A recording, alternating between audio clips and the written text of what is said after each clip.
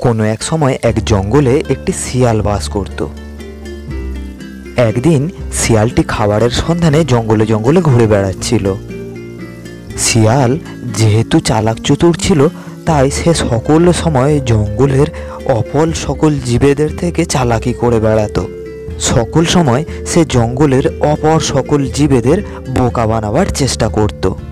শিয়ালটি জঙ্গলে ঘুরতে ঘুরতে খুবই ক্লান্ত হয়ে পড়ল, কিন্তু সে কোনো খাবারের নাগাল পেল না। জঙ্গল থেকে লোকালয়ের দিকে আসতে হঠাৎ শিয়ালটি দেখতে পেল কয়েকটি দুধের বোতল পড়ে রয়েছে। দুধের বোতলগুলিকে দেখে শিয়াল খুব খুশি হলো। সে ধীরে ধীরে দুধের বোতলগুলির কাছে গেল। বোতল ভর্তি দুধ থেকে শিয়ালের আর আনন্দ ধরে না। এই বোতলগুলির সমস্ত দুধ আমি খেয়ে ফেলবো, আর এর থেকে আমার শরীরে অনেক শক্তি আসবে। আহা আহা, কতদিন পরে আমি দুধ খাচ্ছি। শিয়াল দেখল একটি বোতলের মুখ অল্প কিছু খোলা রয়েছে। এইবারে শিয়ালটি সেই খোলা বোতলটিতে মুখ লাগিয়ে চুষতে আরম্ভ করলো।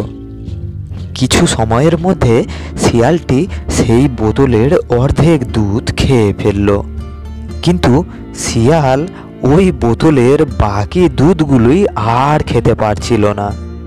বোতলের বাকি দুধটুকু খেতে না পারায় শিয়াল তো ভীষণ চিন্তায় পড়ে গেল। শিয়ালটি অনেক চিন্তাভাবনা করে অবশেষে সে তার এক বন্ধুকে সেখানে ডেকে আনলো।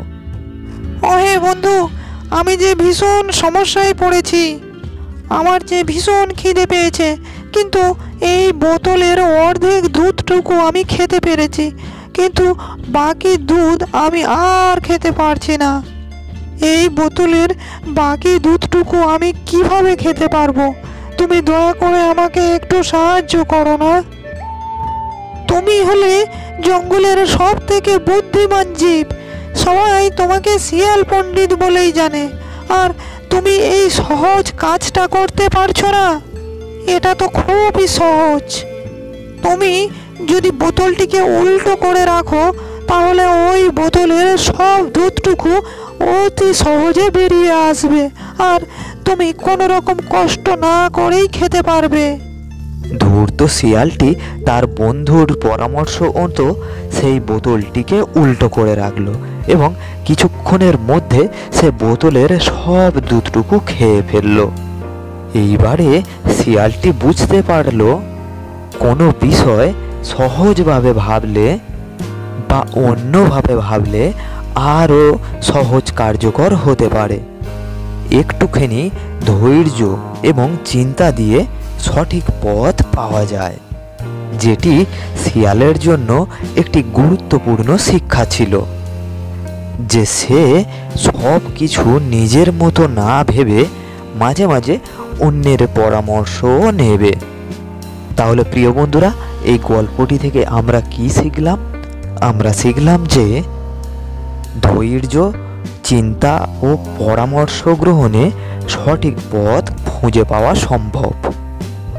প্রিয় বন্ধুরা, গল্পটি কেমন লাগলো প্লিজ কমেন্ট করে জানান, আর গল্পটি ভালো লাগলে ভিডিওটিতে একটি লাইক দিয়ে চ্যানেলটিকে এখনই সাবস্ক্রাইব করে দিন। তাহলে আমরা প্রতিদিন আপনাদেরকে একটি নতুন নতুন গল্প শোনাতে পারবো। আর ভিডিওটি শেষ পর্যন্ত দেখার জন্য আপনাদেরকে অসংখ্য ধন্যবাদ।